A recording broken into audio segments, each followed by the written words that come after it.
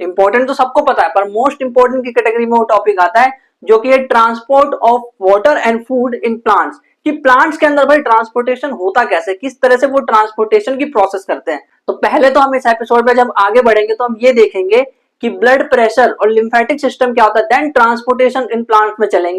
तो पिछले वाले एपिसोड में हमारा ये वाला टॉपिक रह गया था कि ब्लड प्रेशर क्या होता है। ब्लड प्रेशर बेसिकली जब मान लो आपको गुस्सा आया तो आप क्या करते हो, किसी को मारने लग जाते हो, तो ओ भाई साहब तेरा बीपी बहुत हाई हो रहा है, मारेगा तू उसको, ऐसे बोलते हैं।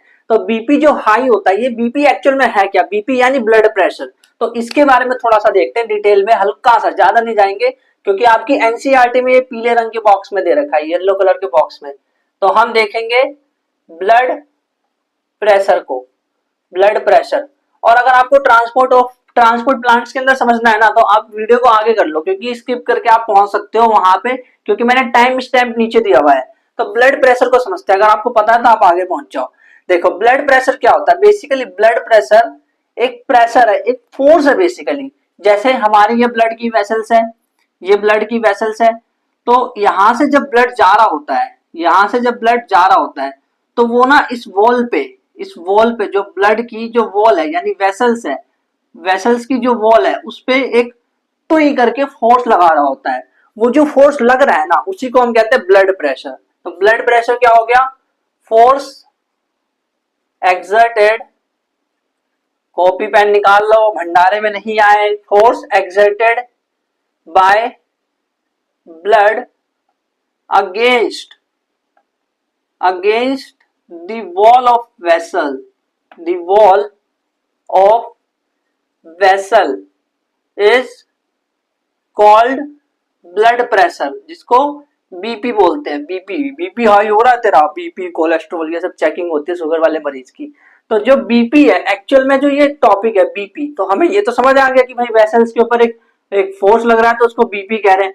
अब अगर आप डॉक्टर के पास जाओगे चेक कराने की, भाई डॉक्टर साहब मेरा बीपी बताओ, तो वो आपको बीपी बताएगा इस तरह से, वो बोलेगा आपका बीपी है 120 अपॉन में 80।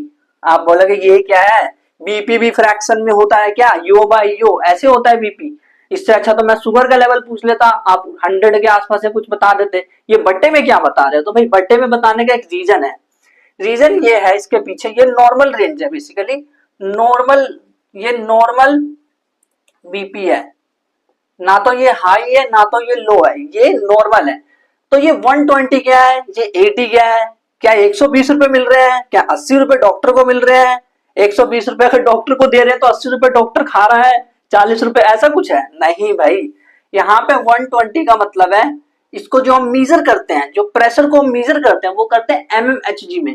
ये क्या होता है, मिलीमीटर Hg, mmHg। ऐसा कैसा मीजर करने लग रहे हैं, फोर्स को कोई मिलीमीटर में मीजर करते हैं, मिलीमीटर तो डिस्टेंस होता है, बट नहीं, यहाँ पे एक नई यूनिट है। इसके बारे में ज्यादा डिटेल में जानना है तो 11th क्लास में आओ भाई, बताऊंगा वहां पे। तो 120 mmHg एक्चुअल में है क्या, actually it is the pressure. देखो जो ये ब्लड प्रेशर है ना, इसको बेसिकली दो तरह की वेसल्स होती है हमारे अंदर, आर्टरीज और वेन्स। तो आर्टरी पे जो लगने वाला फोर्स है उसको बेसिकली ब्लड प्रेशर कहा जाता है, मेनली ऐसा होता है। यहाँ पे तो आपके बुक में तो डायरेक्ट बोल दिया कि वेसल, तो कौन सी वेसल भाई, आर्टरी, ज्यादातर आर्टरी ही होता है। तो होता यह है कि जो 120 mmHg है वो प्रेशर है, प्रेशर ऑन आर्टरी। ये प्रेशर जब है जब हार्ट ने एकदम से टुई करके कॉन्ट्रैक्ट किया था।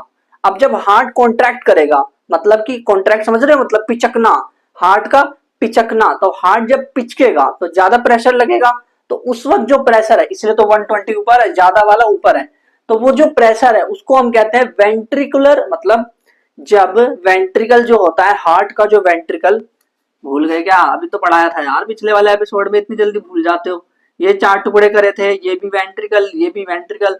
तो जो हार्ट का जो वेंट्रिकल है, ये वेंट्रिकल, ये जब एक तगड़ा वाला प्रेशर लगाता है, यानी कि जब वेंट्रिकुलर सिस्टोल होता है। सिस्टोल क्या होता है भाई, pressure on artery during ventricular, कौन सा कूलर, वेंट्रिकुलर सिस्टोल। ये क्या कह रहे हो, सिस्टोल क्या होता है, आपने सिस्टोल तो पढ़ाया नहीं भाई। सिस्टोल इज नथिंग, ये बस एक ये चीज है कि जब जो हार्ट है जब कॉन्ट्रैक्ट करता है तो उसे सिस्टोल बोलते हैं, यानी कि कॉन्ट्रैक्शन के टाइम जब हमारी हार्ट ने कॉन्ट्रैक्ट किया तो कितनी प्रेशर से ब्लड कितनी प्रेशर लगा रहा है वेसल्स पे, आर्टरी पे, उसे हम कहते हैं वेंट्रिकुलर सिस्टोल वाला प्रेशर, और वही दिखाया जाता है 120 mmHg। जो ऊपर होता है ना वो कॉन्ट्रैक्शन, जब हार्ट कॉन्ट्रैक्ट हो रहा है उस टाइम का प्रेशर है। तो ये 80 क्या है, 80 mmHg। 80 mmHg ये प्रेशर, ये भी वही है, आर्टरी पे लगने वाला प्रेशर है।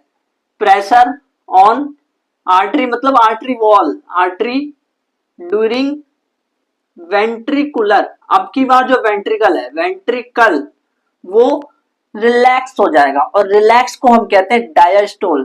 डायस्टोल डायस्टोल मतलब जब वेंट्रिकल रिलैक्स होता है, ये वेंट्रिकल अब रिलैक्स भी तो होगा, कब तक ऐसा रहेगा कॉन्ट्रैक्ट, अब वो रिलैक्स भी होगा, तो जब वो रिलैक्स होगा तो उस टाइम पे जो प्रेशर लगेगा, ये यहाँ पे क्या हो रहा है, रिलैक्सेशन, रिलैक्सेशन। तो उस टाइम पे जो प्रेशर लगता है उसको, वो वेंट्रिकुलर डायस्टोल का प्रेशर है वो 80 mmHg होता है। तो ब्लड प्रेशर को कैसे दिखाया जाता है, अब मान लो किसी का ब्लड प्रेशर मान लो लिखा है 100 अपॉन में 20, वैसे होता नहीं, इमेजिनरी बता रहा हूं, तो आप देख के बता सकते हो कि ये जो है हार्ट जब कॉन्ट्रैक्ट कर रही थी तब का प्रेशर है, और जब हार्ट ने रिलैक्स किया तब का प्रेशर ये है। तो यू बाई यू, ऊपर वाला कॉन्ट्रैक्शन नीचे वाला रिलैक्सेशन होता है। ठीक है, ये बात तो समझ आई। लेकिन अब मेरा एक सवाल है आपसे कि मान लो हमने एक काम किया, हमने जो आर्टरीज है, यानी जो आर्टीरियोल, आर्टरीज आगे जाके आर्टीरियोल बन जाती है, चीज हमें पता है ना, तो आर्टीरियोल्स है उसको हमने कॉन्ट्रैक्ट कर दिया, आर्टीरियोल को कॉन्ट्रैक्ट कर दिया। आर्टीरियोल क्यों कर रहे हैं कॉन्ट्रैक्ट, में बता रहा हूं, यहाँ पे एक बीमारी, एक चीज होगी जो कहते हैं बीपी हाई हो रहा है, तो कब हो रहा है, कैसे हो रहा है, वो चीज देख रहे हैं। तो जो आर्टीरियोल्स होता है, आर्टीरियोल्स क्या होता है, भूल तो नहीं गए, इधर से आर्टरी आती है, ये आर्टरीज है, इसके और भी ब्रांचेस होते हैं, तो इस ब्रांचेस को हम कहते हैं आर्टीरियोल्स, आर्टीरियोल्स इस ब्रांचेस को कहते हैं। तो जो आर्टीरियोल्स है, जब आर्टीरियोल्स कॉन्ट्रैक्ट करेगी, जब आर्टीरियोल्स, मान लो आर्टीरियोल्स जो है, ये जो आर्टीरियोल्स है, ये छोटी छोटी पाइप है, ये कॉन्ट्रैक्ट हो गई, तो कॉन्ट्रैक्ट होने से क्या होगा, सोचो, कॉन्ट्रैक्ट होगी, यानी कि जैसे मान लो आपके पास पानी का पाइप है और उसमें से पानी बहुत स्पीड में जा रहा है, तेज रफ्तार में जा रहा है, बट आपने क्या किया, पाइप को दबा दिया। तो जब आप पाइप को दबाओगे तो पानी का जो प्रेशर है वो पाइप के अंदर ज्यादा हो जाएगा या कम, सोच के बताना, ज्यादा हो जाएगा ना। तो वो जो प्रेशर है, देखो बिल्कुल ऐसे जो आर्टीरियोल्स है उसको हमने कॉन्ट्रैक्ट कर दिया, जैसे पाइप को आपने कॉन्ट्रैक्ट यानी पिचकाया था, वैसे ही आर्टीरियोल्स यानी वो भी तो पाइप है, उसको हमने कॉन्ट्रैक्ट कर दिया। तो जैसे मैं उसको कॉन्ट्रैक्ट करूंगा तो क्या होगा, प्रेशर हाई हो गया था वाटर का, बट यहाँ पे वाटर नहीं है, यहाँ पे ब्लड है, तो ब्लड का प्रेशर हाई हो गया, यानी कि जो बीपी है, बीपी वो हाई हो गया। तो इस तरह से बीपी हाई होता है, और ये बीपी हाई की जो प्रोसेस है इसको मेडिकल टर्म में हम कहते हैं हाइपरटेंशन। हाइपर, हाइपर मतलब ज्यादा, वो बोलते नहीं भाई इतना हाइप क्यों हो रहा है, हाइपर क्यों हो रहा है, ऐसे बोलते हैं। तो हाइपरटेंशन ये जो बीमारी है बेसिकली बीपी हाई होने की, वैसे मतलब नॉर्मली किसी किसी इंसान का गुस्से में हो जाता है, बट बीपी हाई अगर लगातार रहे तो दैट इज अ डिसीज, वो एक बीमारी है।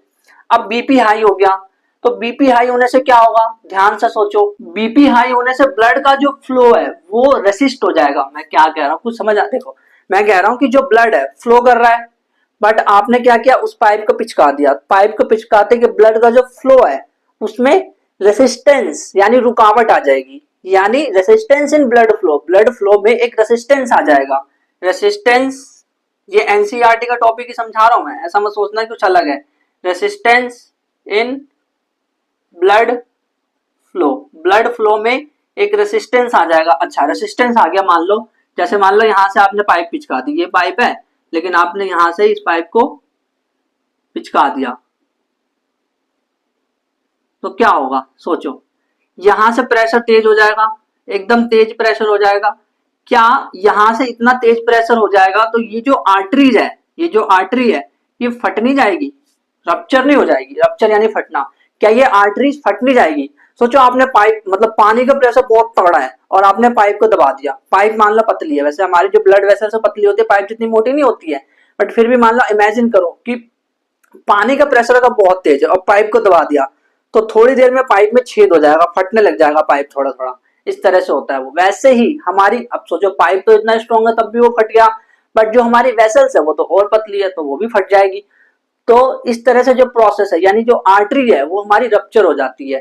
तो रेसिस्टेंस इन ब्लड फ्लो होने के बाद क्या होता है, आर्टरीज आर्टरीज जो होती है, या फिर आर्टेरियोल्स बोल दो, आर्टेरियोल्स, क्योंकि आर्टेरियोल्स को हमने पिचकाया है, आर्टेरियोल्स रप्चर हो जाती है हमारी, arterioles rupture and internal bleeding हो जाती है। Internal bleeding in the sense कि अंदर ही खून निकलता है, हमारे शरीर के अंदर, बॉडी के अंदर ही खून, मतलब अगर मैंने बताया था ना कि जो आर्टरीज होती है बेसिकली नीचे होती है, हमारे डीप सीटेड होती है वेन्स, ये तो वेन्स दिख रही है हरे रंग की, बट इसके नीचे आर्टरीज होती है। और आर्टरी जब फटती है तो सोचो वो अंदर फटी है, बाहर नहीं है, वो बाहर नहीं फटी, अंदर फटी है, तो अंदर वो फटी है तो उसमें से ब्लड निकलेगा, तो ब्लड ब्लीडिंग यानी ब्लड निकलना, पर ब्लड निकल कहाँ रहा है, बॉडी के बाहर के अंदर, तो अंदर निकल रहा है, तो इसलिए उसको इंटरनल ब्लीडिंग बोलते हैं।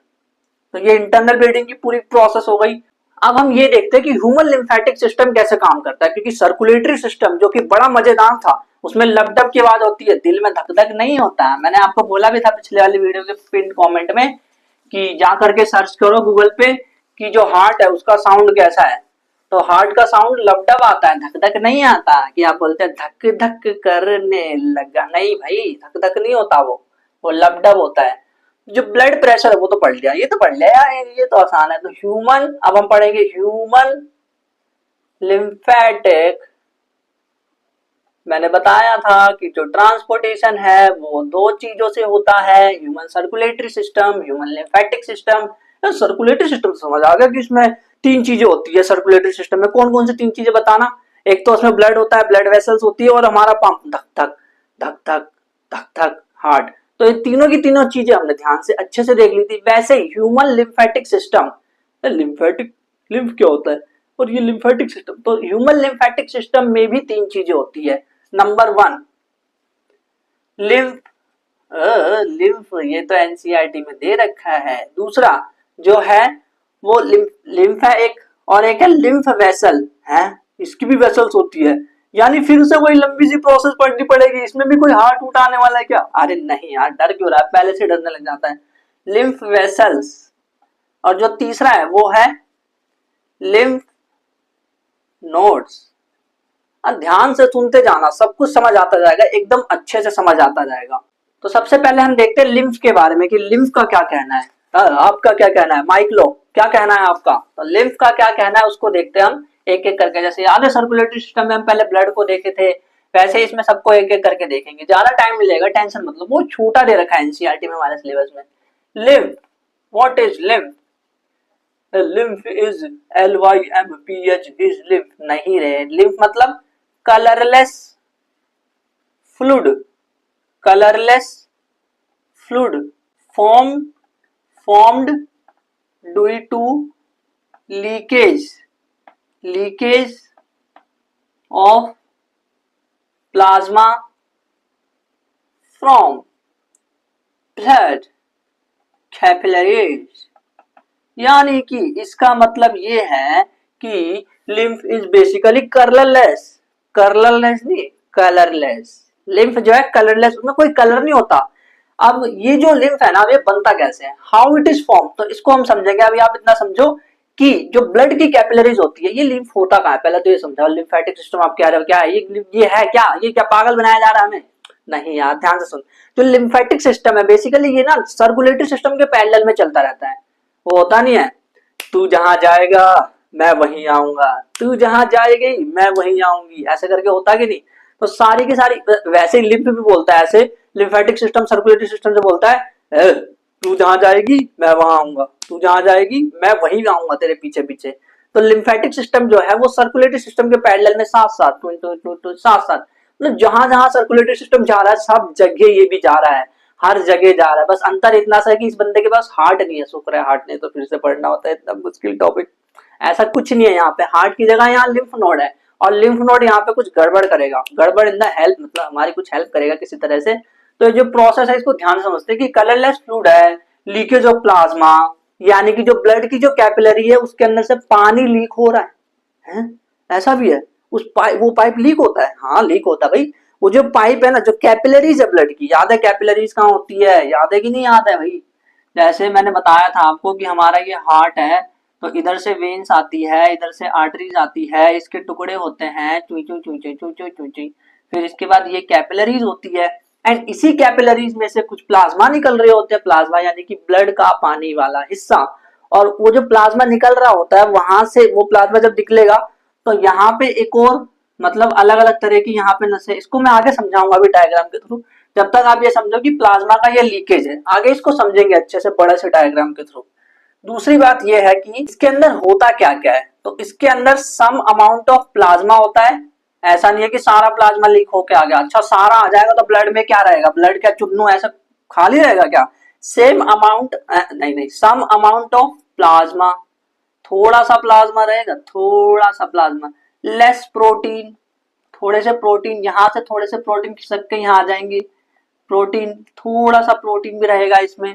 बट एक चीज मैं बता रहा हूं, अगर ये कलरलेस है तो इसके अंदर डब्ल्यूबीसी तो होता है, WBC is present, WBCs are present, उसमें तो कोई डाउट नहीं है। बट क्योंकि कलरलेस है यानी रेड नहीं है, रेड नहीं है यानी कि इसके अंदर आरबीसी नहीं होगी। अगर तो ये कलरफुल होता, होली खेल रहा होता, रंगीला यानी कि लाल रंग का होता, तो इसके अंदर आरबीसी होता। बट इसके अंदर नो आरबीसी यार, नो आरबीसी, बिल्कुल भी आरबीसी नहीं है, नो आरबीसी इज प्रेजेंट। ये बात याद रखना, एग्जाम में ना पूछा जाता है लिम्फ और ब्लड के बीच का डिफरेंस। तो क्या डिफरेंस है अगर ध्यान से हम देखें तो, वैसे मैं बता देता हूँ कि लिम्फ जो है वो तो दिख ही रहा है, कलरलेस है लिम्फ, और जो ब्लड है वो रेड रंग का होता है, उसमें आरबीसी होता है, लिम्फ में आरबीसी नहीं होता है। इसमें लेस प्रोटीन होते हैं लिम्फ के अंदर, उसमें प्रोटीन बड़े बड़े पड़े होता है, बहुत सारे, सब चीजें हमें पता है।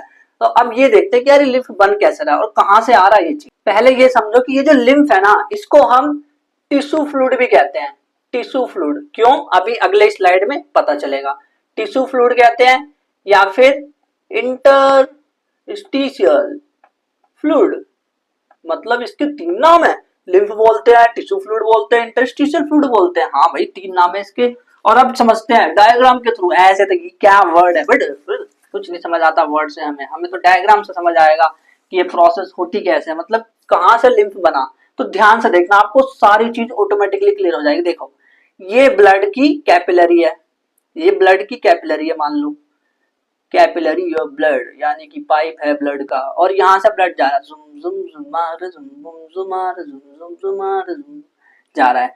और यहाँ पे है टिश्यू, टिश्यू उ ए उ ए उ ए, ये टिश्यू है, ये इसका न्यूक्लियस है। सेल देखो, सेल्स है तो सेल्स के मतलब ग्रुप ऑफ सेल्स टिश्यू नहीं होते हैं, ठीक है, ये चीज हमें पता है। तो ये टिश्यू जो है, ये इसको हम क्या कहते हैं, ये तो टिश्यू है, टिश्यू, टिश्यू पेपर नहीं, टिश्यू। और ये क्या है, ब्लड कैपिलरीज, ब्लड कैपिलरीज। और अब देखना क्या होने वाला है, ये टिश्यू है, ये ब्लड कैपिलरीज है, इसके बीच में खाली जगह दिख रही है, जुम जुम जुमा रहे, जुम जुम जुमा रहे। तो यहां से क्या होगा, कुछ प्लाज्मा, इसके अंदर से कुछ प्लाज्मा, थोड़े थोड़े प्रोटीन, डब्ल्यूबीसी छन करके, या यूं बोलो कि लीक हो करके इस एरिया में आ जाएगा, इस एरिया में आ जाएगा। और ये भी कुछ कुछ अपना मटेरियल मतलब इसमें देता रहता है, ये भी थोड़ा थोड़ा मटेरियल, पर ज्यादातर मटेरियल बाहर आ जाते हैं इंटरस्टिशियल फ्लूइड में। वैसे ये लगभग बराबर ही हो जाता है, कुछ प्रेशर लग रहा होता है, ब्लड कैपिलरी कुछ प्रेशर से डब्ल्यूबीसी इन सबको बाहर फेंकती है, टिश्यू कुछ अंदर ले रहा होता है, मतलब इसको दे रहा, मतलब टिश्यू जो है, टिश्यू के अंदर जो खाली जगह है यहाँ पे वो कुछ दे रहा होता है, और जो ब्लड कैपिलरीज है वो कुछ दे रही होती है। ब्लड कैपिलरीज प्रोटीन डब्ल्यूबीसी वगैरह दे रही होती है, बट आरबीसी को नहीं देती। वो कहते हैं आरबीसी तो मैं रखूंगी, ये तो मेरे पास ही रहेगा। तो ये जो खाली जगह है ना, ये जगह, ये जगह, ये वाली जगह, यहाँ पे अपना एक पानी जैसा कुछ इकट्ठा हो जाएगा, जो कि एक फ्लूइड है, वो इकट्ठा हो जाएगा। और ये आया कहाँ से, ये प्लाज्मा है, ब्लड कैपिलरीज में प्लाज्मा चल रहा था ना, अरे वाटर का कंपोनेंट, वाटर का पानी वाला हिस्सा नहीं होता प्लाज्मा, तो प्लाज्मा वहां से लीक हुआ और यहाँ पे कुछ फ्लूइड आए। तो ये जो फ्लूइड है ना, इस फ्लूइड को हम कहते हैं लिम्फ, यही है लिम्फ। और क्योंकि ये इंटरस्टिशियल, क्यों बोलते हैं इसको इंटरस्टिशियल, यानी कि ये टिश्यू कैपिलरीज, टिश्यू कैपिलरीज, हालांकि ये टिश्यू के बीच में फंस जाता है कभी कभी, ये जो लिम्फ है टिश्यूज के बीच में भी होता है। तो इसको इसीलिए जो ये टिश्यू और कैपिलरीज के बीच में है, तो इंटर यानी दो के बीच में, स्टिशियल यानी कि दो चीजें हैं, तो दो चीजों के बीच में होता है, इसीलिए इसको हम इंटरस्टिशियल फ्लूइड भी कहते हैं, इंटरस्टिशियल फ्लूइड। और अब एक चीज सुनो, ये लिम्फ तो आ गया, बट मैंने तो आपको बोला था कि लिम्फ वेसल्स भी होती है, वो कहाँ है? तो वो ये रहा, जुम जुम जुम जुम जुम। अब ये सारे के सारे जो लिम्फ है, ये क्या बनाया आपने? समोसा? नहीं, सुनना अभी ध्यान से, ये है लिम्फ नोड। लिख देता हूं, लिम्फ नोड, लिम्फ नोड। अब ना एक बार आप नोट्स देख लेना तो आपको और ज्यादा क्लियर हो जाएगी सारी चीजें, जब पूरा एपिसोड खत्म हो जाए तो नोट्स टेलीग्राम पे मिलता है। तो ये अब इसके अंदर आ जाएगा, ये सारे के सारे जो लिम्फ है ये इसके अंदर आ जाएंगे।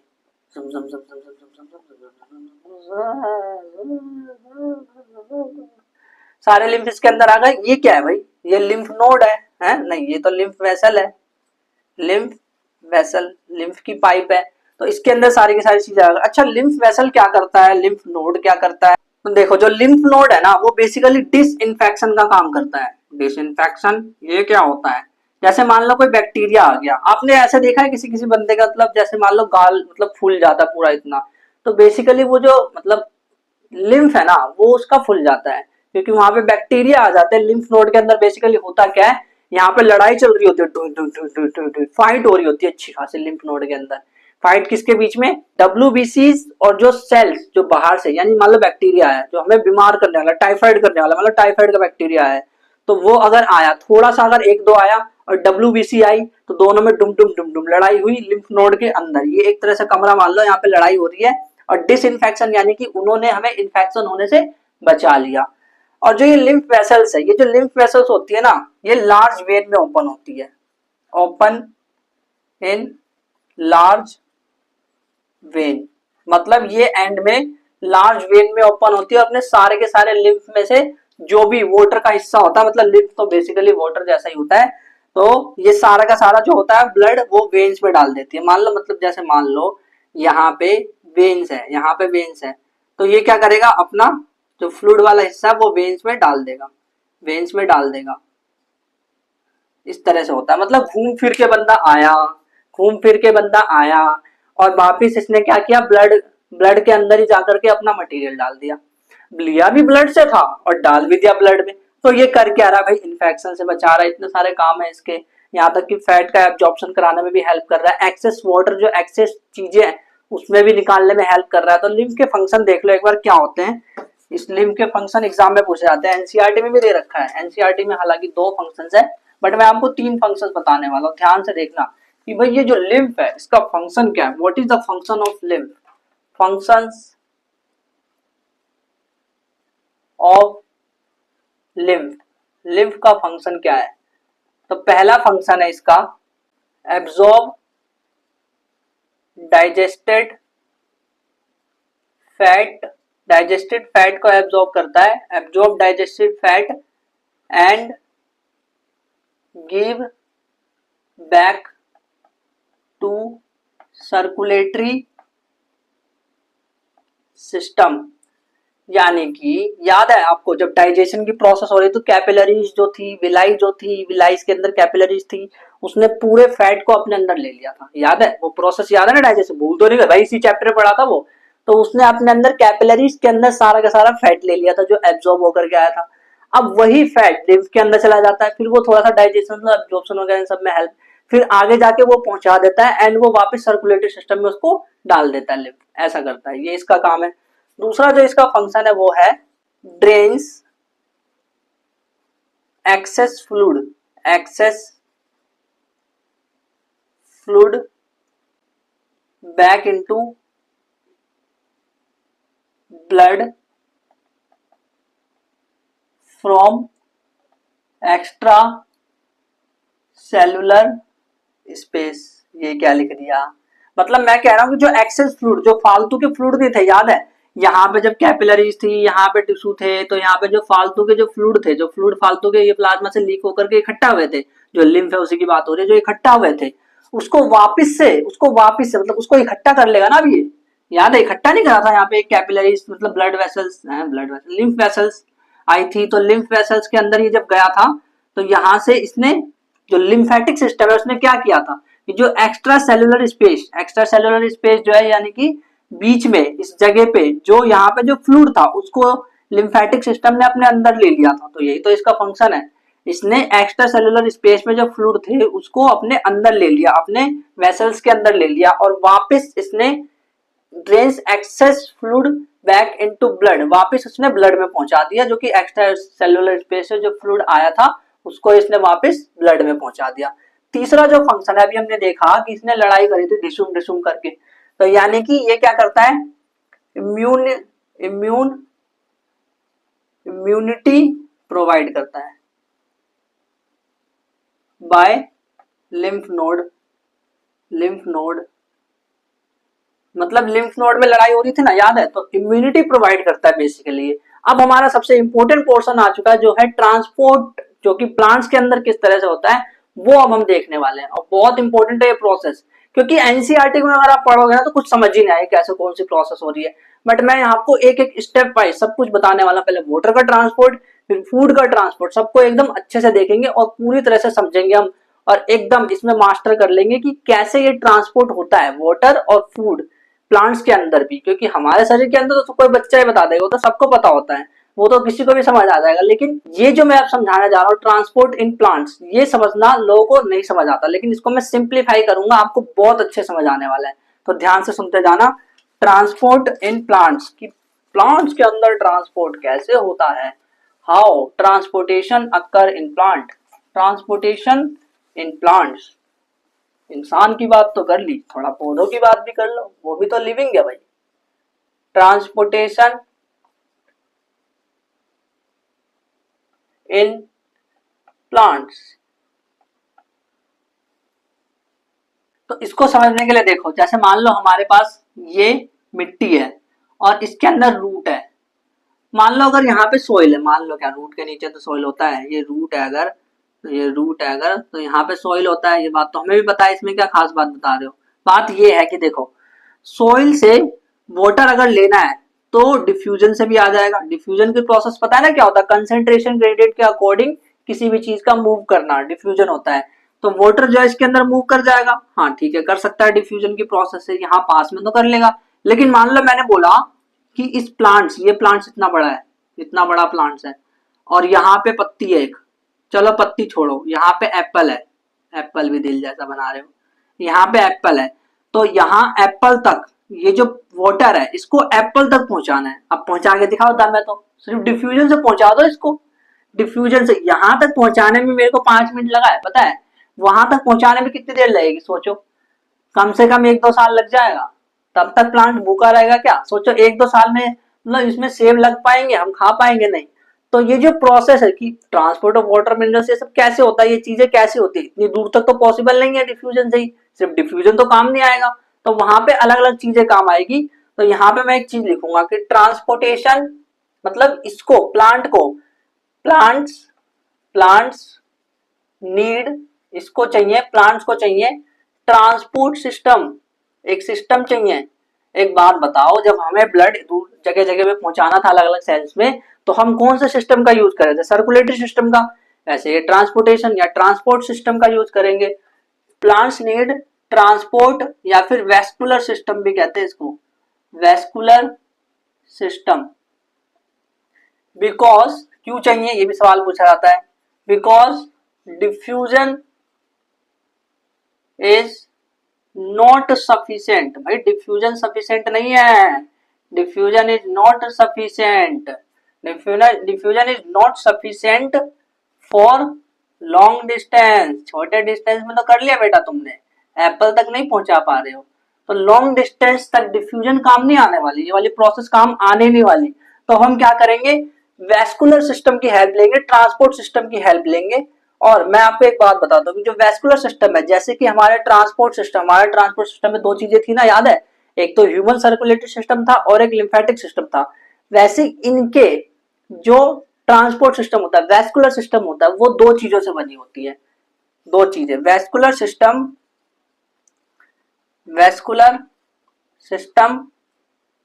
इसके अंदर 2 प्रकार के टिश्यू होते हैं। वेस्कुलर पूरा का पूरा जो सिस्टम है ना, उसके अंदर अलग अलग चीजें होती है, ठीक है, लेकिन इसके अंदर सिर्फ दो ही तरह के टिश्यू होते हैं। जैसे फॉर एग्जांपल मैंने कहा कि इंसान अलग अलग तरह के होते हैं, बट इंसान को दो में कैटेगराइज किया जा सकता है, एक लड़का एक लड़की, है ना। तो इस तरह से जो इनमें टिश्यूज होते हैं, जो वेस्कुलर टिश्यूज होते हैं, वो सिर्फ दो तरह के होते हैं, जाइलम और फ्लोएम।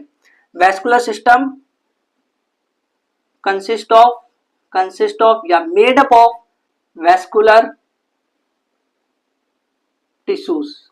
और वेस्कुलर टिश्यू कौन कौन से होते हैं, इसको तो हम 9th में पढ़ के आ चुके हैं, याद करो कौन से थे, जो वाटर का ट्रांसपोर्ट करते हैं और फूड का करते हैं, जाइलम जाइलम। फूड का कौन करता है, फ्लोएम फ्लोएम। तो अब भाई यही वाली प्रोसेस हम एकदम डिटेल में अच्छे से देखने वाले हैं कि ये जो फूड है ये तो फूड का ट्रांसपोर्टेशन करेगा, और ये कौन सा, वाटर और मिनरल्स का ट्रांसपोर्टेशन करेगा। तो इसकी ट्रांसपोर्टेशन एग्जैक्टली होती कैसे है, क्योंकि इसके ऊपर एक लंबा लंबा पैराग्राफ दे रखा है आपके एनसीईआरटी में, लेकिन समझ ही नहीं आता वो कैसे होगा। तो उसको हम ध्यान से समझने वाले हैं। पहले हम समझेंगे transport of water and minerals by, इसके बाद होता है जाइलम। इसको हम देखा, लेकिन ट्रांसपोर्ट ऑफ, देखो अगर आपको ये समझ आ गया ना, तो आपको फ्लोएम वाला भी समझ आ जाएगा बड़े आसानी से, क्योंकि दोनों आपस में कनेक्टेड है। तो ध्यान से सुनना। पहले तो ये समझो कि ये जो जाइलम है, मतलब ये जाइलम का ये ट्रांसपोर्टेशन कर रहा है, ठीक है। तो इस प्रोसेस को कहते क्या है, तो ये है अपवार्ड, लिखो अपवार्ड मूवमेंट। अपवार्ड मूवमेंट समझ रहे हो कि देखो जब रूट था, तो रूट से लेकर के ऊपर, चाहे फ्रूट है, यहाँ पे एप्पल लगा हुआ है यहाँ, चाहे यहाँ पे लीव्स है, एप्पल बड़ा खतरनाक है? ये अगर ये एप्पल है, मस्त बना हुआ एप्पल, तो ये एप्पल है, यहाँ तक कैसे वाटर पहुंचा जाइलम के थ्रू, वो चीज देखनी है। तो अपवार्ड मूवमेंट जो होता है ना, अपवार्ड मूवमेंट ऑफ किस किस का होता है, water and minerals from root, कहां से शुरू होता है ये, रूट से, root to upper part of body, upper part of plant, body थोड़ी ना, हमारी बॉडी थोड़ी ना यहाँ पे, upper part of plant against gravity के अगेंस्ट हो रहा है ये काम। याद है 9th क्लास की जगह अगर कोई चीज गिराते थे, मतलब मार्कर मैंने गिराया, तो ये मार्कर ग्रेविटी के साथ, ग्रेविटी की डायरेक्शन में गिर रही है, बट मैं बोलूं कि मैं इसको ऊपर ले जा रहा हूं, ऊपर, ग्रेविटी नीचे लगती है बट मैं ऊपर ले जा रहा हूं, तो अगेंस्ट दी ग्रेविटी कर रहा हूं मैं, अगेंस्ट दी ग्रेविटी, यानी वाटर को अगेंस्ट दी ग्रेविटी ऊपर पहुंचाना है। आप कैसे पहुंचाओगे भाई, ग्रेविटी तो बोलती है हर चीज नीचे जाएगी, और वाटर को पहुंचाना है ऊपर, तो कैसे पहुंचाओगे। तो यही तो सोचना भाई, अपवार्ड मूवमेंट ऑफ वाटर और मिनरल जो कि रूट से लेकर के अपर पार्ट ऑफ प्लांट तक हो रहा है against the gravity, is called, इस प्रोसेस को हम कहते हैं, is called ascent of shape. अब आला एनसीईआरटी में तो है ही नहीं है एसेंट ऑफ शेप, तो कहीं लिखा ही नहीं, मैंने पूरी एनसीईआरटी छान मारी, प्रोसेस का नाम लिख दिया पर एसेंट ऑफ शेप नहीं लिखा, तो इतना मैंने बता दिया तो कुछ नुकसान हुआ क्या, नहीं ना। तो फिर अपवार्ड मूवमेंट जो वाटर का हुआ उसे एसेंट ऑफ शेप कहते हैं। फिर उसके बाद जाइलम जो है, एक और चीज हमें पता है कि जाइलम जो है वाटर को हमेशा ऊपर ले जाता है, तो जाइलम ट्रांसपोर्ट वाटर का ट्रांसपोर्ट करता है, transport water in one direction, सिर्फ अपवार्ड, सिर्फ ऊपर। तो इसको हम कहते हैं, जो वन डायरेक्शन में ट्रांसपोर्ट हो रहा है, वन यानी uni direction, uni direction movement होता है बेसिकली। जो वाटर है, मिनरल्स है, जो जाइलम जिसको ट्रांसपोर्ट कर रहा है, वो सिर्फ ऊपर जा रहा है, यानी यूनी डायरेक्शनल हो रहा है, यूनी डायरेक्शन प्रोसेस हो रही है। अब देखो, क्या आपको एक चीज पता है कि जो जाइलम होती है ना, वो 4 एलिमेंट से मिलकर के बना होता है। 4 एलिमेंट्स कौन कौन से थे, याद करो, 9th में पढ़ा था कि जाइलम के 4 एलिमेंट्स होते हैं, कौन कौन से, xylem tracheid, xylem vessel, xylem fibre, xylem parenchyma. तो जाइलम, इसके 4 एलिमेंट्स होते हैं। क्या आप 9th का पढ़ा रहे हो, नहीं, मैं आपको थोड़ा सा झलक दे रहा हूं, क्योंकि यहाँ पे भी दे रखा है। नंबर 4 देखो, अब नंबर 1 क्या है, वो है ट्रैकिड, दूसरा है वेसल्स, तीसरा है xylem tracheid, xylem vessel, xylem fibre, xylem fibre, इसको जाइलम ट्रैकिट, जाइलम वेसल भी बोलते हैं, और xylem parenchyma, parenchyma, xylem parenchyma. और इसमें जो ट्रैकिड और वेसल्स है मेनली वो है जो कि ट्रांसपोर्टेशन में हेल्प करते हैं, ट्रांसपोर्टेशन में हेल्प करते हैं मेनली, यही है और कोई नहीं है। ट्रांसपोर्टेशन में हेल्प कौन कर रहा है, ट्रैकिड और वेसल्स। इस जाइलम फाइबर जो है ना ये बेसिकली सपोर्ट में हेल्प करता है, और जाइलम पैरेन्काइमा स्टोर करता है, मतलब वाटर को थोड़ी देर के लिए स्टोर करके रख लिया कि मान लो बाद में पहुंचाना तो पहुंचा दूंगा, स्टोर कर लिया वाटर को। और ये ऐसा पार्ट है ना जो इकलौता लिविंग है, जहाँ इसमें चारों में से कौन लिविंग है, सिर्फ इकलौता यही है, xylem parenchyma is only living substance, only living element in xylem. ये तो ठीक है, ये सारे के सारे एलिमेंट्स है, बट अब इस प्रोसेस को समझते हैं कि एक्चुअल में ये प्रोसेस होती कैसे है। आपको लग रहा होगा मैंने कहा रिपीट में तो नहीं चला दिया है, रिपीट में नहीं चल रहा है, मतलब ये प्रोसेस होती कैसे है इसको समझते हैं ध्यान से, कि वाटर यहाँ से यहाँ जा कैसे रहा है। जब से यही समझा रहे हो पर पता नहीं क्या लिखाने लग जा रहे हो, अब समझाने जा रहा हूँ मैं, डायग्राम से देखना, ध्यान से सुनते जाना, ध्यान से सुनना, एक एक स्टेप्स को लिखते जाना, शॉर्टकट में लिखवाऊंगा। देखो मान लो मेरे पास ना, इधर बना दूं क्या, इधर समझ आएगा आपको, ठीक है इधर बना देता हूँ, आप कह रहे हो तो ये रूट है, ये तो मिट्टी है, मिट्टी टुई टुई करके मिट्टी, और ये जो है यहाँ पे ये रूट हेयर्स है, इसके रूट हेयर्स, रूट में भी तो हेयर्स होते हैं, थोड़े थोड़े हेयर्स बाल जैसे स्ट्रक्चर निकल रहे होते हैं ना, रूट हेयर्स है यहाँ पे, ये रूट हेयर्स है, दिस इज रूट हेयर्स, और ये रूट है। तो यहाँ पे सॉइल है, सॉइल देखना ध्यान से समझना कैसे ये प्रोसेस होने वाली है। तो होगा यहाँ कि रूट के पास जो सेल्स है, जो रूट के पास जो सेल्स है, ये सब, ये जो रूट हेयर्स है, ये सब रूट या रूट है, इसके पास जो सेल्स है वो सॉइल के कांटेक्ट में है सॉइल के। तो ये क्या करेगा ना, ये एक्टिवली मिनरल्स को अंदर ले लेगा। मैं क्या कह रहा हूं, मैंने बोला कि at root cells in contact, जो कि सेल्स जो कांटेक्ट में, इन कांटेक्ट विद सॉइल, वो क्या करेंगे, जो सॉइल के कांटेक्ट में वो आयंस को अंदर ले लेंगे, टेक आयंस एक्टिवली मतलब पता है क्या होता है, देखो ध्यान से सुनना, मतलब ये ना, जैसे ये रूट है और यहाँ पे सॉइल है, तो सॉइल में कुछ मिनरल्स होंगे, जो मिनरल्स होते हैं वो बेसिकली आयंस को अपने अंदर ले लेते हैं। इसको थोड़ा जूम करते हैं, देखो ये जूम हो गया। अब इसके अंदर जो ये मिनरल्स थे ना, ये मिनरल्स जो थे, ये यहाँ पे जो मिनरल्स थे, यहाँ तो कोई मिनरल्स नहीं, लेकिन यहाँ बहुत सारे मिनरल्स है, बहुत सारे मिनरल्स है, बहुत सारे। यहाँ से थोड़े से मिनरल्स अंदर चले जाते हैं, थोड़े से मिनरल्स अंदर अंदर आ गए। अब देखो बाहर वाटर भी होगा, यहाँ पे वाटर भी होगा, तो अब देखो अंदर एक कॉन्सेंट्रेशन ग्रेडियंट क्रिएट हो गया है, टेक आयंस एक्टिवली कॉन्सेंट्रेशन। इसको ना एक बार स्टेप बाय स्टेप कैसे लिखना है आप नोट्स में देख लेना, कॉन्सेंट्रेशन ग्रेडियंट क्रिएट हो जाएगा, बाकी मैं तो लिखवा रहा हूँ शॉर्टकट में कि कॉन्सेंट्रेशन ग्रेडियंट क्रिएट हो गया। अब क्या होगा, जो वाटर है वो अंदर आ जाएगा, water comes inside by osmosis, osmosis की प्रोसेस होगी, तो वाटर ऑस्मोसिस हो रहा है ना बेसिकली, खुद सोचो। देखो बाहर वाटर है, सिर्फ वाटर है और कुछ नहीं, सिर्फ वाटर है और अंदर मिनरल्स है, तो बाहर वाटर ज्यादा अंदर वाटर कम, बाहर वाटर ज्यादा अंदर वाटर कम, और मिनरल्स भी है, तो वाटर अंदर मूव कर जाएगा ऑस्मोसिस प्रोसेस के थ्रू, ऑस्मोसिस से वाटर अंदर मूव कर गया। अब क्या होगा ना, ये वाटर यहाँ पे आ जाएगा, और वाटर कॉलम बनाएगा। वाटर कॉलम मतलब समझ रहे हो कि एक के ऊपर एक पानी चढ़ा हुआ है, एक के ऊपर एक पानी की बूंदें चढ़ी हुई, इसे वाटर कॉलम कहते हैं। Water come inside bye osmosis and forms water column form हो जाएगा यहाँ पे, वाटर कॉलम्स। अब इसके बाद क्या होगा, इसके बाद बेसिकली यहाँ पे रूट प्रेशर जनरेट हो गया।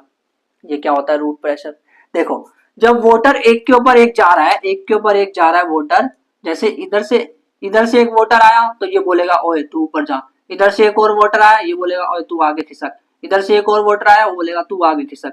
तो ऐसे कर करके वाटर ऊपर नहीं जा रहा, देखो वो कह रहा है कि आगे खिसक तो वो आगे खिसक जा रहा है, वो कह रहा है आगे खिसक तो वो आगे खिसक जा रहा है, आगे खिसकते खिसकते पानी चढ़ता जा रहा है। बट ऐसे कब तक खिसकेगा यार, कब तक खिसकता रहेगा ऐसे? आप खुद ही सोचो, आपके बगल में कोई बंदा है, उसको आप बोलो ओए भाई थोड़ा सा खिसक जाए यार, तो फिर आप बैठ जाओ, फिर बोलो थोड़ा सा और खिसक जाए यार, फिर बोलो थोड़ा सा और खिसक जाए यार, वो बोलेगा मारूंगा एक चांटा, कितना खिसकूं, तो वो खिसकेगा ही नहीं फिर एक लेवल के बाद। तो वैसे ये पानी भी एक लेवल के बाद अब खिसकना बंद हो जाता है, अब ये पानी खिसकता नहीं है। तो ये जो पानी के खिसकने की जो प्रोसेस है ना, इसको हम कहते हैं रूट प्रेशर, यानी कि रूट प्रेशर से, root pressure take water up, मतलब रूट प्रेशर की वजह से वाटर ऊपर जाता रहता है। अब आगे इसको कौन खींचेगा ऊपर, मतलब पानी तो यहां पहुंच गया, अब कोई ऐसा हो बंदा जो कि उसको खींच ले उसको, है ना, ऐसा अगर कोई हो कि उसको खींच ले। याद करो अगर पानी कुएं में होते, मतलब गांव के पुराने टाइम में ऐसा होता था, अभी भी कहीं कहीं होता होगा गांव में, कि कुएं में अगर पानी है तो बाल्टी डाल करके उसको खींचते हो, यानी कि उसको पुल करते हो। तो पुल जो करना है, अब वैसे ट्रांसपिरेशन भी एक प्रोसेस होती है। ट्रांसपिरेशन क्या है बेसिकली, अब देखो ध्यान से समझो, ये जाइलम में ऊपर चढ़ गया वाटर, तो यहाँ पे ना पत्ता है, पत्ता लीव्स है, तो लीव्स में कुछ छेद होते हैं स्टोमेटा छोटे छोटे में, पता है। तो यहाँ से इवेपोरेशन की प्रोसेस होगी, यहाँ पे कुछ वाटर होगा ना, इसके अंदर लीव्स के अंदर कुछ वाटर होंगे, तो यहाँ इवेपोरेशन की प्रोसेस होना चाहेगी, इवेपोरेशन की प्रोसेस, और ये वाटर यहाँ पे आ जाएगा खिंच करके, यानी यहाँ पे वाटर इवेपोरेट हो रहा है, बेसिकली वो ट्रांसपिरेशन हो रहा है। इवेपोरेशन, वाटर जब वहां से निकल रहा है और बाहर जा रहा है तो उसको हम ट्रांसपिरेशन कहते हैं, उस प्रोसेस को, वही हो रहा है यहाँ पे। तो ट्रांसपिरेशन क्या करता है, यहाँ से वाटर सारा ले लिया, बाकी जो ये सारे वाटर्स जो आ रहे हैं ना उसको पुल करता है। तो transpiration transpiration pulls pulls water to root, from root मतलब वो रूट से, अब from root to leaves, transpiration की वजह से जो रूट का यहाँ पे मतलब स्टेम के पास आ चुका था लगभग, रूट या स्टेम के पास, ये रूट का हिस्सा है, थोड़ा सा ऊपर गया था, ज्यादा ऊपर नहीं गया भाई, ये थोड़ा सा ऊपर गया, उसके बाद यहाँ से कौन खींचे पानी को, तो ट्रांसपिरेशन ने जो पानी बाहर फेंक रहा है उसको वहां पानी की जरूरत हुई, तो अब वो पानी को खींचेगा, नीचे से पानी खींचेगा, ट्रांसपिरेशन ने पानी को खींचा। मतलब ऐसा सोचो आप पानी खींचते हो तो जो आप हो वो अपने आप को इमेजिन करो कि आप जो पुल कर रहे हो वो ट्रांसपिरेशन की प्रोसेस कर रहे हो। तो ये सारी की सारी प्रोसेस है, किस तरह से वो ये हुआ है। अब ये समझते हैं यार, ये ट्रांसपिरेशन वर्ड आया, ये ट्रांसपिरेशन होता क्या है, कि ट्रांसपिरेशन आपने बोल दिया, एग्जाम में अगर आ गया कि ट्रांसपिरेशन की डेफिनेशन लिखो तो कैसे लिखेंगे, तो डरने की जरूरत नहीं है। देखो ट्रांसपिरेशन होता क्या है, ट्रांसपिरेशन ट्रांसपिरेशन क्या होता है, transpiration transpiration is basically loss of water from aerial part मतलब जो एयर के डायरेक्ट कांटेक्ट में है, ऐसा पार्ट एरियल पार्ट, जैसे कि लीव्स हो गया, लीव्स एकदम एयर के कांटेक्ट में ना, aerial parts, loss of water from leaves या aerial parts of plant is called transpiration. देखो ट्रांसपिरेशन का बड़ा अच्छा फायदा हुआ है, दो तीन फायदे हुए इसके, दो तीन फायदे हुए। पहला फायदा तो ये क्या कि इसने वाटर को ऊपर खींच दिया, मतलब वाटर अब ऊपर आसानी से पहुंच गया ना, तो वाटर को खींचना एक काम हो गया इसका। तो हम ये देखते हैं कि ट्रांसपिरेशन का फंक्शन क्या है, फंक्शंस या फिर फायदा बोल सकते हैं, benefits, functions of transpiration, transpiration का फंक्शन क्या है, what are the functions of transpiration. तो पहला फंक्शन है हेल्प्स, इसने हेल्प करी है, अगर आप ध्यान से देखो तो वाटर को एब्जॉर्ब करने में इसने हेल्प करी है, helps in absorption of water, absorption of water from root से लेकर के लीफ तक, बंदे ने कितनी मदद करी है। यहाँ ये तो चुन्नू सा भाई यहीं तक पहुंचा पाया, बाकी कौन ले गया ऊपर, ट्रांसपिरेशन पुल ले गया यार। Helps in absorption of water from roots, मतलब वाटर को, देखो एक चीज मैं बताता हूँ, जो रूट प्रेशर है ना, एसेंट ऑफ शेप जो हमने पढ़ा था, एसेंट ऑफ शेप मतलब पानी का ऊपर जाना होता है, और वो दो तरह से काम करता है, एक तो रूट प्रेशर के थ्रू और एक ट्रांसपिरेशन पुल के थ्रू। रूट प्रेशर ने क्या काम किया भाई, चुन्नू सा पानी ऊपर ले गया बस, रूट वैसे एसेंट ऑफ शेप के बारे में नोट में लिखा, उसको देख लेना, दो लाइन है बस, ज्यादा कुछ नहीं। तो एसेंट ऑफ शेप में रूट प्रेशर जो है, बेसिकली एसेंट ऑफ शेप क्या बोल रहे हो, मतलब पानी का ऊपर पहुंचना है ना, उसको दो चीज की मदद से पानी ऊपर पहुंच रहा है। एक तो रूट प्रेशर, जो कि ये चुन्नू सा लगा पा रहा है, बस ज्यादा कुछ कर ही नहीं पा रहा, और ट्रांसपिरेशन पुल। तो जो ट्रांसपिरेशन की जो प्रोसेस है वो बेसिकली, अगर मान लो कि सनलाइट है, सनलाइट यानी गर्मी भी होगी, गर्मी होगी तो पानी का भाप बनना ज्यादा आसान है, या फिर रात हो जाएगा, मतलब सनलाइट नहीं होगी तब पानी का ज्यादा होना आसान है, मतलब ज्यादा पानी बाहर निकलना आसान है। कब ज्यादा आसान है सोचो खुद, जब सनलाइट होगी तब ज्यादा आसान होगा। तो सनलाइट में वाटर का वेपर्स के फॉर्म में, यानी कि वाटर का सीधा बाहर निकलना, एरियल पार्ट से वाटर वेपर के फॉर्म में बाहर निकलना, वो ट्रांसपिरेशन है, वो जो प्रोसेस है वो ट्रांसपिरेशन है। तो वो दिन में ज्यादा होगी, क्यों? क्योंकि दिन में सनलाइट है ना भाई। और रूट प्रेशर की जो प्रोसेस है वो रात में ज्यादा होगी। तो रूट प्रेशर जो है, यहाँ पे लिख देता हूं मैं आपके लिए, कि जो रूट प्रेशर है, इंपॉर्टेंट पॉइंट है ये, जो रूट प्रेशर है वो रात को डोमिनेट करता है, नाइट में ज्यादातर वही होता है, उसी की वजह से पानी ऊपर चढ़ा भाई। और जो ट्रांसपिरेशन है, ट्रांसपिरेशन ट्रांसपिरेशन वो दिन में ज्यादा हुआ है, क्योंकि दिन में सनलाइट है इसीलिए। अच्छा, हम तो फंक्शन ऑफ ट्रांसपिरेशन देख रहे थे कि help in absorption of water from root to leaves या फिर फ्रूट, जहां भी पानी को पहुंचाना है वहां तक, जहां भी पानी, फ्रूट में थोड़ा थोड़ा पानी जाता ही है। दूसरा जो इसका फंक्शन है वो है कि ये टेम्परेचर को रेगुलेट करता है। अब ये आपको कैसे पता भाई, 9th क्लास में नहीं पढ़ा था कि transpiration causes cooling, causes cooling, cooling cause करता है, मतलब जो वाटर के अंदर जो गर्मी होती है ना उसको ठंडा भी कर देता है। ये भी इसका फायदा है। एक फायदा नहीं है कि वाटर पहुंचा दिया काम खत्म, नहीं, और भी फायदे इसके। तो दूसरा फायदा क्या है, कॉजेज कूलिंग। प्लांट को, अगर सोचो ये पत्ती एकदम ही गर्म है, मतलब बहुत ज्यादा, तो पत्ती तो जल जाएगी यार, इसको जलाना थोड़े ना है, तो इसको ठंडा करना है तभी तो ठीक रहेगा। तीसरा जो इसका फंक्शन है वो है एक्सेस वाटर। जो इसके अंदर था एक्सेस वाटर, प्लांट के अंदर फालतू पानी भी होता है पता है, एक्सेस वाटर, उसको बाहर निकालने में, take out, take out help किया, उसमें इसने हेल्प किया बाहर निकालने में, जो एक्सेस फालतू का पानी था ना उसको निकालने में इसने हेल्प किया ट्रांसपिरेशन ने। तो भाई ट्रांसपिरेशन के फायदे हैं, तीन तीन फायदे। पहला, वो पानी तो ऊपर पहुंचा रहा है, ठीक है। दूसरा, कॉजेस कूलिंग, तो पत्ती जल जाएगी बेचारी। तीसरी चीज है, वो क्या कर रहा है कि एक्सेस वाटर जो उसके अंदर है उसको वो ऊपर तक, मतलब जो बाहर से ट्रांसपिरेशन करके निकाल दे रहा है फालतू का पानी जो है, वो एक तरह से उसने निकाल दिया ट्रांसपिरेशन करके। अब ये जो पूरी प्रोसेस है वाटर के ट्रांसपोर्ट की हमें एकदम अच्छे से समझ आ चुकी है। बट जो फूड है या फिर जो अदर सब्सटेंसेस है, मिनरल्स वगैरह हो गए, और भी चीजें, मतलब फूड के साथ कुछ और भी चीजें आती है खाने वाली चीजें, तो वो कैसे रूट से लेकर के कैसे ऊपर तक पहुंचती है ये तो समझाओ। वाटर तो समझ आ गया कि चलो रूट प्रेशर ने चुई करके हेल्प करी, फिर ट्रांसपिरेशन ने सारी हेल्प करी ज्यादातर, ये तो समझ आया। तो अब हम देखते हैं कि जो फूड का जो ट्रांसपोर्ट है वो कैसे होता है।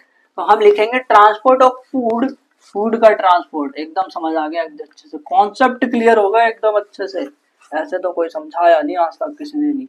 ट्रांसपोर्ट ऑफ, हम देखेंगे ट्रांसपोर्ट ऑफ फूड बाय, कौन करता है, फ्लोएम, फ्लोएम, फ्लोएम करता है ट्रांसपोर्ट ऑफ फूड। तो कैसे करता है फ्लोएम ट्रांसपोर्ट ऑफ फूड, इसको समझने के लिए पहले एक चीज सुनो। अभी तक जो प्लांट है उसने क्या कर लिया था, क्या कर लिया था प्लांट ने, प्लांट ने अभी तक न्यूट्रिशन कर लिया था, यानी कि फोटोसिंथेसिस की प्रोसेस कर ली थी। अब जो फोटोसिंथेसिस से जो प्रोडक्ट बन के आया ना, सोल्यूबल प्रोडक्ट जो बन के आया, सोल्यूबल यानी घुलने वाला, जो घुल सकता है, मतलब एक तरह से जो फ्लोएम के अंदर, जो एक तरह से वाटर के अंदर घुल जाए, सोल्यूबल प्रोडक्ट जो फोटोसिंथेसिस का बन करके आया, उसका जब मैं ट्रांसपोर्ट करता हूं तो उस प्रोसेस को क्या कहते हैं। ये एग्जाम में आ रखा है ये वाला क्वेश्चन, कि ऐसे ऑप्शन दे दिया था। देखो क्वेश्चन क्या था, मतलब पूछा क्या था, सीबीएसई क्वेश्चन नहीं लिखवा रहा, एक लाइन लिखवा रहा हूं, वो बता रहा हूं कि क्वेश्चन कैसे पूछा था। सीबीएसई 2025 में क्वेश्चन आया, उन्होंने एक लाइन दे रखी थी कि ट्रांसपोर्ट, बिल्कुल एनसीईआरटी की लाइन छाप दी, बिल्कुल, transport of soluble product, soluble products of photosynthesis, जो फोटोसिंथेसिस है वो उसका सोल्यूबल प्रोडक्ट, फोटोसिंथेसिस के बाद जो सोल्यूबल प्रोडक्ट बनता है, सोल्यूबल प्रोडक्ट यार उसी की बात कर रहे हैं, जो ये मतलब फोटोसिंथेसिस में क्या होता है, फूड बनता है बेसिकली, ग्लूकोज वगैरह, तो वो सोल्यूबल हो जाता है। तो वो जो सोल्यूबल प्रोडक्ट होता है, यानी फूड वगैरह की बात कर रहे हैं, फूड सोल्यूबल प्रोडक्ट यानी फूड की बात कर रहे हैं। Transport of food of photosynthesis is called उसको क्या कहते हैं उस प्रोसेस को। तो बहुत सारे ऑप्शन दे दिए थे उन्होंने, ऑप्शन दिए थे जाइलम, ट्रांसपिरेशन, ट्रांसपोर्टेशन, ट्रांसलोकेशन। तो इसका आंसर था ट्रांसलोकेशन। ट्रांसलोकेशन बहुत इंपॉर्टेंट है, ये पूछा एग्जाम में। यही डायरेक्ट लाइन उठ करके आ गई, यहां तक लिख दिया उन्होंने, फिर उसके बाद इसमें 4 ऑप्शन दे दिए और आपको ऑप्शन चूज करना था कि ट्रांसलोकेशन कौन सा ऑप्शन है वो बताओ, ऐसे करके आपको चूज करना था उसमें। तो देखो जो फ्लोएम जो है वो एमिनो एसिड्स का भी ट्रांसपोर्ट करता है। फ्लोएम ऑल्सो ट्रांसपोर्ट, ऑल्सो वो ट्रांसपोर्ट करता है एमिनो एसिड्स का।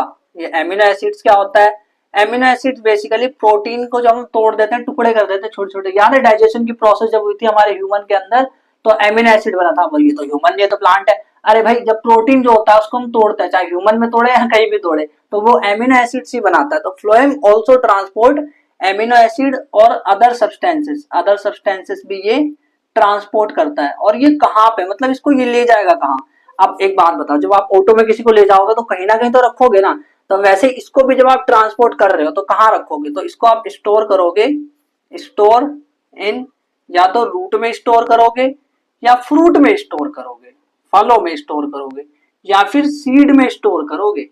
इन 3 जगह पे करोगे, क्योंकि भाई यही तो वो 3 जगह। सोचो अगर सीड में फूड ना हो तो भाई आगे जाकर के, सीड में भी थोड़ा थोड़ा फूड होता है, फ्रूट में तो फूड होता ही है, क्योंकि फूड फ्रूट में जब होगा, फूड इन द फ्रूट तो होगा, तभी तो हमारी जो रिक्वायरमेंट है पूरी। कुछ लोग फल खाते हैं कि नहीं खाते, वैसे ऐसे ही रूट में भी कुछ थोड़े मिनरल्स मतलब न्यूट्रिएंट्स वगैरह उसमें होते हैं। न्यूट्रिएंट्स यानी फूड वाला जो टुकड़े हो गए उसके, वो चीजें इसके अंदर होती है। अब जो फ्लोएम है ना, उसमें जो ट्रांसपोर्टेशन होता है वो दोनों डायरेक्शन में होता है।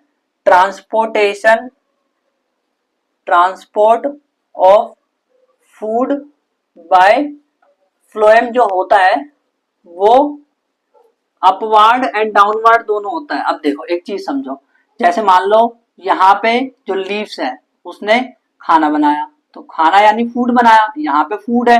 तो अगर मान लो फ्रूट जो है वो ऊपर हुआ तो इसको ऊपर फूड पहुंचाना पड़ेगा। अगर नीचे हुआ तो नीचे भी पहुंचाना पड़ेगा। तो नीचे भी तो कुछ हो सकता है, नीचे रूट वगैरह भी तो होंगे, तो उसके पास फूड कौन देगा भाई?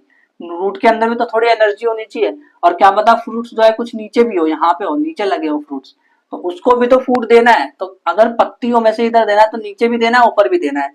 यानी कि transport of food by phloem होगा वो अपवार्ड एंड डाउनवार्ड दोनों डायरेक्शन में होगा। अपवार्ड और डाउनवार्ड मूवमेंट होगा, जिसको हम कहते हैं by directional movement. By directional movement, by directional movement होगा बेसिकली। और इसको समझने के लिए देखो हमें ये समझना पड़ेगा कि इसके भी एलिमेंट्स होते हैं। ये बात हमें पता है ना कि फ्लोएम के एलिमेंट्स होते हैं, कितने होते हैं? फ्लोएम के भी 4 एलिमेंट्स होते हैं, सीव ट्यूब, कंपेनियन सेल, और उसके बाद फ्लोएम पैरेन्काइमा, फ्लोएम फाइबर्स, ये इसके 4 एलिमेंट्स होते हैं, हमें पता है इसके बारे में। तो वहां से समझने की कोशिश करते हैं फ्लोएम के कौन कौन से एलिमेंट्स होते हैं। जो फ्लोएम है उसके 4 एलिमेंट्स होते हैं, 4 एलिमेंट्स। पहला कौन सा? Sieve tube. ध्यान से सुनना क्योंकि यहीं से सारी कहानी शुरू होती है। Sieve tube, companion cell, companion cells, companion का मतलब होता है साथी, साथी तेरा प्यार तुझा है। सीव ट्यूब्स, कंपेनियन सेल्स और फ्लोएम, फ्लोएम फाइबर और फ्लोएम पैरेन्काइमा। अब एक चीज सुनो कि इसमें जो फ्लोएम फाइबर होता है ना, वो इकलौता ऐसा होता है जो कि डेड होता है। सपोर्ट तो ये भी करता है, नो डाउट, सपोर्ट तो ये भी करता है। पैरेन्काइमा ये तो स्टोर करता है, ये चीज हमें पहले से पता है। और सीव ट्यूब और कंपेनियन सेल है, ये बेसिकली यही है वो मेन जो कि ट्रांसलोकेशन में हेल्प करता है। ट्रांसलोकेशन, ट्रांसलोकेशन में मेनली सीव ट्यूब और कंपेनियन बस यही हेल्प करती है, मेन यही है। तो सीव ट्यूब और कंपेनियन इस प्रोसेस को ना समझने की कोशिश करते हैं एक बार कि यार ये प्रोसेस होती कैसे है। तो मैं ना इस तरफ डायग्राम बनाऊंगा एंड फिर आपको जैसे अभी मैंने समझाया था स्टेप बाय स्टेप वैसे समझाऊंगा। अभी मैंने वाटर का ट्रांसपोर्ट समझाया था ना, अब मैं इसमें कैसे फूड का ट्रांसपोर्ट कैसे होता है ये समझाऊंगा। तो ध्यान से सुनना, बहुत अच्छे समझ आ जाएगा आपको, बस सुनते जाना ध्यान से। देखो ये फ्लोएम है और देखो जो फ्लोएम है ना, फ्लोएम के साथ ये जो फ्लोएम, ये कौन सा वाला फ्लोएम है, ये बेसिकली फ्लोएम सीव ट्यूब है। फ्लोएम का जो हिस्सा है ये वो सीव ट्यूब है। सीव ट्यूब एक के ऊपर एक, मतलब ये जैसे ये दिख रहा है डब्बा जैसा, एक के ऊपर एक, एक के ऊपर एक ऐसे होते हैं, एक के ऊपर एक, एक के ऊपर एक ऐसे होते हैं। तो ये सीव ट्यूब है। क्या है ये? Sieve tube. तो अगर ये सीव ट्यूब है, देखो यहाँ पे हमारे पास कंपेनियन सेल होती है, कंपेनियन सेल, और ये जो है ये लीव्स है, लीव्स। और लीव्स ने बनाया है अपने अंदर सुक्रोज। हमने हमने ये पढ़ा है ना कि सुक्रोज के फॉर्म में इकट्ठा करता है अपने फूड को।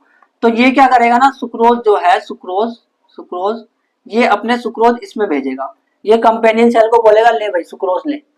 क्यों कंपेनियन सेल्स को क्यों दे रहा है? कंपेनियन सेल को क्यों दे रहा है? क्योंकि कंपेनियन सेल के जस्ट बगल में ही सीव ट्यूब है।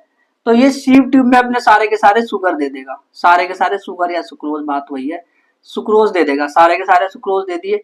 अब यार ये तो फ्लोएम है, ये तो फ्लोएम है, ध्यान से सुनते जाना, प्रोसेस समझ आएगी। इसके पैरेलल में ही जाइलम भी चल रहा होता है, जाइलम भी चल रहा होता है। और जाइलम के अंदर क्या होता है बताओ मेरे को, जाइलम के अंदर क्या होता है? हाँ वाटर, जाइलम के अंदर होता है वाटर।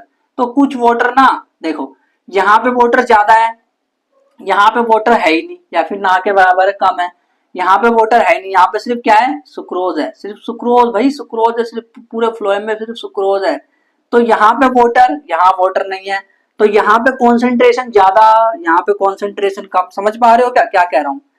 यहाँ पे ऑस्मोसिस होने वाला है, ध्यान से सुनना। अब यहाँ पे कोई से मिनरल्स एक दो छोटे मोटे होंगे वो तो ठीक है, मिनरल्स तो जाइलम में भी होते हैं कोई बात नहीं, बट फ्लोएम में बहुत सारे सुक्रोज है, तो इसका कॉन्सेंट्रेशन ज्यादा है। सुक्रोज कॉन्सेंट्रेशन किससे डिफाइन होता है? वाटर के हिसाब से थोड़ा ना देखते कॉन्सेंट्रेशन। अगर वाटर के हिसाब से देखना है तो आप बोलोगे वाटर इसमें ज्यादा है, बट हम कॉन्सेंट्रेशन देखते हैं सोल्यूट का, और सोल्यूट क्या है यहाँ पे? सुक्रोज।